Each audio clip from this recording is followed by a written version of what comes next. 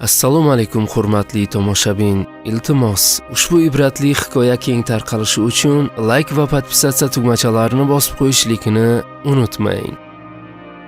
Qadimda qalbini qattiqligi bilan mashhur bo'lgan bir savdogar yashab o'tgan ekan. U har yili bir qulni sotib olar, bir yili og'ir ishlarni qildirib, keyin undan qutular ekan. Lekin qutulish uni birovga sotish yoki ozodlikka qo'yib yuborish emas, aksincha itlarga yem qilardi. Itlariga yedirganda ham vahshiylarcha ish qilardi.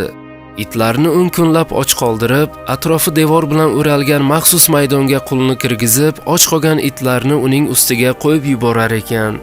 Och qolgan itlar qulni go'shtlarini parchalab, uning ko'z oldida talashib yeyishar ekan. Yil davomida qullarini ishlatib, barchasini shunday itlarga yem qilar ekan. O'sha tomoshaga bir ikkita ulfatlarini ham taklif qilib, birgalikda tomosha qilishar ekan. Savdogarning ish boshqaruvchisi uning barcha sirlaridan voqif bo'lib, ishni yo'qotib qo'ymaslik uchun bu sirni hech kimga bildirmas ekan. Savdogar odatiga ko'ra yana qul bozoriga borib, navbatdagi qulni sotib olish uchun yo'l oldi. Ish boshqaruvchisi esa yaxshi ishlaydigan qullarni tanlab xo'jayiniga tavsiya etdi. Bu safar ham doimgidek navbatdagi qulni sotib olishdi. O'sha paytlari odamni xuddi mol kabi sotardilar va uni sinchiklab tekshirib savdolashardi. Har ikkala tomonga ma'qul kelgan narxda savdolashishardi. Har doimgi qullardek bu qul ham uyga olinib kelinib, ish boshqaruvchi tomonidan ishlar bilan tanishtirildi. Lekin bu qul boshqa qullarga nisbatan ishlarni juda ham chiroyli bajarar, aql zakovatli ekanligi shundoqqina sezilib turardi. Bir yil juda ham chiroyli xizmat qildi. Endi unga ham oldingi qullar kabi dahshatli o'lim juda ham yaqinlashib kelardi. Lekin afsuski bunday dahshatli o'lim topishidan esa uning hech ham xabari yo'q edi. Mana o'sha kun ham yetib keldi. Savdogar esa qullarini azoblab o'ldirishdan lazzat olardi. Bu safar ham bu tomoshadan bir o'zi lazzat olmasdan doimgidek bir ikkita ulfatlarini ham taklif qildi. Uning doimgidek odati itlarni bir necha kun och qoldirardi. Shunda qonli olishuv juda ham dahshatli kechardi. Bir yil chiroyli ishlab bergan qulini maxsus maydonga kiritib, itlarni bir tomondan qo'yib yubordi. O'zi esa qonli olishuvni ulfatlari bilan tomosha qilish uchun tepada kuzata boshladi.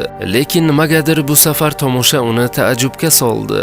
O'sha och itlar qulni oldiga kelishib, uni atrofini aylanishib, dumlarini likillatib erkalana boshlashdi. Biroz vaqt o'tgach yonida yotib uxlab qolishdi. Savdogar bu holatdan hayratga tushdi. Chunki itlari uni rejasi bo'yicha 2 kundan beri ovqatlanmagan va undan ko'p bo'lishi kerak edi. Vahshiy holatda bo'lishi kutilgan edi. Itlari qanday qilib vafodor va aqlli bo'lib qolishganiga aqli yetmasdi. Savdogar ulfatlarini oldida biroz qizarib, pastga qulni oldiga tushdi. "Men tushunmadim. Nega meni och itlarim senga tashlanmadi?" deya qulga savol berdi. "Men sizga bir yil chiroyli ishlab berdim.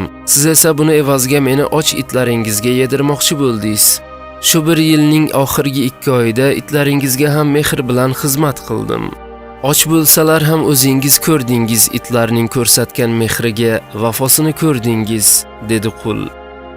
Azizlar, mana ko'ryapsizmi mehr ko'rsatgan oddiy itlardan vafoni qaytishini? Bizni hayotimizda ba'zan bir xil insonlarga mehr ko'rsatsangiz yaxshilik qaytmaydi degan fikr bor. Mayli, biz insonmiz. Qo'limizdan kelguncha bir-birimizga yaxshilik qilaylik, mehr ulashaylik. Barchamizni Alloh taolo o'z panohida asrasin. Hurmatli tomoshabin, agarda videoroligimiz yoqqan bo'lsa, like bosib qo'yishlikni unutmang.